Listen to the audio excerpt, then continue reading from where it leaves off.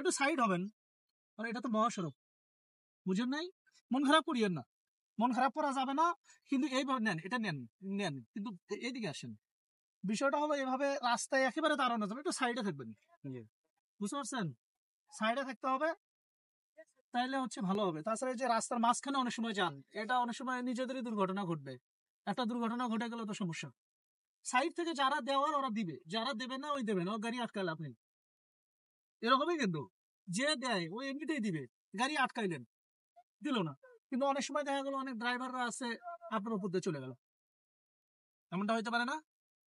বিশেষ করে সকালবেলা, আমি সকালবেলা মনে হয় এখানে ছিলেন, সকালবেলা চট্টগ্রাম কক্সবাজার সেই ঢাকা থেকে অনেক গাড়ি এখানে চলাচল করে, ওরা তো সারা রাত গাড়ি চালায়, চালায় অসতর্ক থাকে, একটা দুর্ঘটনা ঘটে গেল, আপনারই ক্ষতি হবে।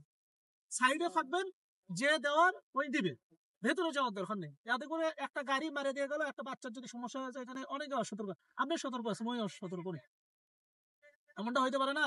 দেখা গেল আপনি সতর্ক আছেন, কিন্তু ওরা হচ্ছে অসতর্ক। এই কারণে এই বিষয়গুলো মাথায় রাখা লাগবে, একটা জীবনের মূল্য আছে তো।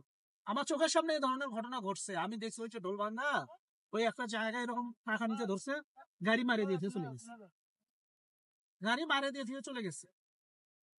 এই কারণে এই বিষয়গুলো একটু মাথায় রাখা লাগবে, ঠিক আছে? ধন্যবাদ। ভেতরে যাওয়ার দরকার নেই, আমি সকালবেলাও দেখছি, একেবারে ভেতরে যাওয়া যাবে না, কারণ এত ইয়ে হওয়া যাবে না। মানুষ যারা দেয়ার ওরা এমনি দিবে, যারা দেবে না ওরা আটকালেও দেবে না, অসভ্য লোক অনেকেই আছে, হুট করে মারে দিয়ে চলে যাবে, বুঝলেন নাই?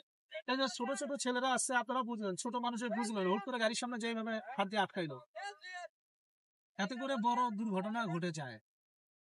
ঠিক আছে, ধন্যবাদ।